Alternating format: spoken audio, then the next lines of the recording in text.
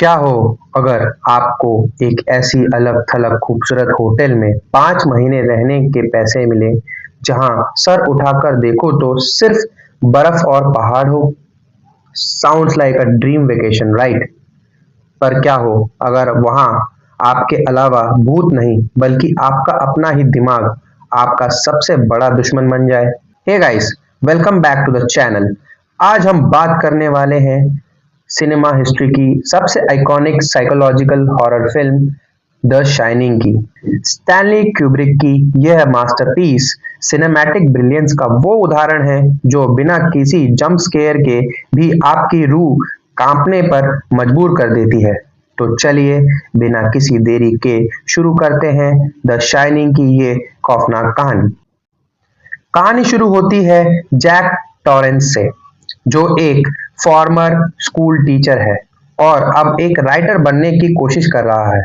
Jack को overlook hotel में winter care taker की जॉब मिलती है। इस होटल की खास बात यह है कि हर साल 15 मई से 30 अक्टूबर तक ही खुला रहता है और विंटर में हैवी स्नोफॉल की वजह से पूरे 5 महीने के लिए बिल्कुल कट ऑफ हो जाता है। इंटरव्यू के दौरान होटल का मैनेजर मिस्टर उलमैन जैक को एक चिलिंग पास स्टोरी बताता है।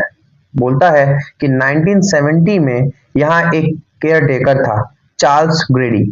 बर्फ में बंद रहने की वजह से उसे कैबिन फीवर यानी क्लोस्ट्रोफोबिया हो गया था। वो पागल हो गया और उसने अपनी पत्नी और 2 छोटी बेटियों को कुल्हाड़ी से काट कर मार डाला। लेकिन जैक एकदम चिल है। वो कहता है, ऐसा मेरे साथ बिल्कुल नहीं होगा। मेरी वाइफ वेंडी तो हॉरर स्टोरीज की दीवानी है। वहां दूसरी तरफ जैक का छोटा बेटा डैनी और उसकी वाइफ वेंडी अपने घर पर हैं। डैनी के पास एक सीक्रेट इमेजिनरी फ्रेंड है जिसे वो टोनी कहता है। टोनी एक्चुअल में डैनी के मुंह के अंदर रहने वाला एक मिस्टीरियस कैरेक्टर है जो उसे फ्यूचर की चीजें दिखाता है। डैनी को आने वाले खतरे का एहसास होता है और उसे होटल से जुड़ा एक हॉरिफिक विजन दिखाता है। एलिवेटर से निकलते हुए खून का समंदर और 2 जुड़वा भेड़ों की विजन। डैनी बेहोश हो जाता है। डॉक्टर आती है पर फिजिकली कोई प्रॉब्लम नहीं मिलती। बाद में वेंडी डॉक्टर को बताती है कि जैक ने पास्ट में शराब के नशे में डैनी का हाथ डिसलोकेट कर दिया था, पर तब से जैक ने दारू को हाथ नहीं लगाया। क्लोजिंग डे पर टॉरेंस फैमिली ओवरलुक होटल पहुंचती है। होटल के हेड शेफ डिक वेंडी को और डैनी को किचन घुमाते हैं। तभी कुछ अजीब होता है। डैनी को माइंड टू माइंड कम्युनिकेट करके बुलाते हैं बिना मुंह खोले। डिक डैनी को समझाते हैं कि उनके पास एक मैजिकल पावर है जिसे उनकी दादी द शाइनिंग कहती थी। कुछ लोगों में और कुछ जगहों में एक स्पेशल शाइन होती है। ओवरलुक होटल का अतीत बहुत डार्क रहा है, इसीलिए यहाँ पुरानी बुरी घटनाओं के निशान अभी भी हैं। लेकिन डिक डैनी को एक सख्त वार्निंग देते हैं, होटल के किसी भी कोने में घूम लो लेकिन रूम नंबर 237 में कभी मत जाना। Stay out. दोस्तों, ये सुनते ही हर किसी के दिमाग में घंटी बजती है कि रूम 237 में आखिर ऐसा क्या है। 1 महीना बीत जाता है। स्नोफॉल की वजह से होटल पूरी तरह से दुनिया से कट ऑफ हो चुका है। जैक की राइटिंग बिल्कुल नहीं चल रही। वो राइटर्स ब्लॉक से फ्रस्ट्रेट हो रहा है और धीरे धीरे उसका दिमाग खराब होने लगता है। वो अपनी वाइफ वेंडी पर बिना बात के चिल्लाने लगता है। वहां दूसरी तरफ डैनी अपनी ट्राइसाइकिल से होटल के कॉरिडोर में घूमता रहता है और उसे वही 2 ग्रेडी ट्विंस दिखती हैं जो उसे कहने लगती हैं, come play with us Danny for ever and ever. Danny डर जाता है लेकिन टोनी उसे याद दिलाता है कि ये सब सिर्फ किताब के फोटो जैसा है, ये रियल नहीं है। फिर आता है असली ट्विस्ट। एक दिन डैनी फ्लोर पर खिलौनों से खेल रहा होता है। तभी अचानक एक येलो बॉल उसकी तरफ रोल होती आती है। डैनी जब आगे जाता है तो वो देखता है कि रूम 237 का दरवाजा खुला है। इसी बीच जैक को एक भयंकर सपना आता है जिसमें वो कह रहा होता है कि उसे वेंडी और डैनी के टुकड़े टुकड़े कर दिए हैं। जैक अभी होश में आ ही रहा होता है कि डैनी अंदर आता है। उसकी गर्दन पर सीवियर स्ट्रैंगुलेशन के मार्क्स होते हैं। वेंडी जैक पर शक करती है कि उसने फिर से डैनी को हर्ट किया है। गुस्से में जैक होटल से गोल्ड बॉल रूम में चला जाता है। यहाँ पर उसको जो है पैरानॉर्मल एक्टिविटी के साथ हेलुसिनेशन भी देखने को मिलता है। एम्प्टी बार में उसे एक बारटेंडर दिखता है, लॉयड। जैक उसे कह रहा होता है कि वो अपनी सोल तक बेच देगा एक सिप बॉर्बन के लिए। तभी वेंडी दौड़ते हुए आती है और बुलाती है कि रूम 237 में एक पागल औरत है जिसने डैनी की गर्दन दबाने की कोशिश की। जैक खुद इन्वेस्टिगेशन करने रूम 237 के अंदर जाता है। वहां बाथरूम में एक बेहद खूबसूरत औरत बाथ टब से बाहर निकलती है। जैक उसे हक करता है, किस करता है, लेकिन जैसे ही वो ग्लास में देखता है वो खूबसूरत औरत एक भयानक लाश में बदल चुकी होती है जो हंस रही होती है। जैक वहां से डर कर निकलता है, लेकिन वेंडी के सामने झूठ बोलता है कि वहां कोई नहीं था।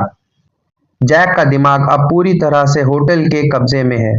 वो दोबारा बॉलरूम जाता है जो अब 1920s के लोगों से भरा पड़ा है। वहां उसकी टक्कर होती है एक वेटर से जो और कोई नहीं बल्कि ग्रेडी होता है। ग्रेडी जैक को बोलता है, मिस्टर टॉरेंस, आप यहीं के केयरटेकर हैं। आप हमेशा से यहाँ के केयरटेकर रहे हैं। ग्रेडी जैक को भड़काता है कि उसका बेटा डैनी एक कुक जो कि हेड शेफ है उसकी मदद से होटल के खिलाफ जा रहा है और जैक को अपनी फैमिली को करेक्ट यानी मार देना चाहिए जैसे ग्रेडी ने अपनी फैमिली के साथ किया था। मायामी में बैठे हेड शेफ को द शाइनिंग के जरिए एहसास हो जाता है कि डैनी और वेंडी बहुत बड़े खतरे में हैं। वो बिना टाइम वेस्ट किए कोलोराडो के लिए फ्लाइट पकड़ते हैं और एक स्नो कैट रेंट करके तूफानी बर्फ में होटल की तरफ बढ़ते हैं। अब आता है सिनेमैटिक हिस्ट्री का सबसे चिलिंग सीन। वेंडी जैक के टाइपराइटर के पास जाती है ये देखने कि उसने अब तक क्या लिखा है। वहां हजारों पेजेस पर सिर्फ एक ही लाइन बार बार लिखी होती है, all work and no play makes Jack a dull boy. Jack वहां आता है। वेंडी डर के मारे एक बेसबॉल बैट से जैक के सर पर हमला करती है और उसे पेंट्री में लॉक कर देती है, लेकिन ग्रेडी का भूत दरवाजा खोल देता है। डैनी अब पूरी तरह से टोनी के कंट्रोल में है।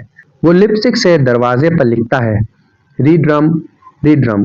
मिरर में देखने पर वेंडी को समझ आता है कि रीड्रम का उल्टा है मर्डर।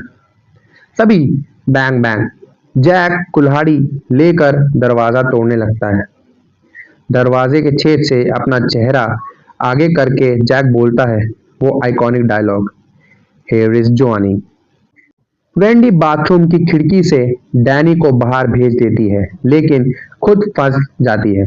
तभी हेलोरेन जो कि हेड शेफ हैं, स्नो कैट से होटल पहुंचते हैं, लेकिन अफसोस जैक उन पर कुल्हाड़ी से अटैक करके उन्हें मार देता है। अब जैक अपने बेटे डैनी के पीछे पड़ता है। डैनी बर्फ से भरे विशाल हेज मेज में भागता है। डैनी दिमाग चलाता है।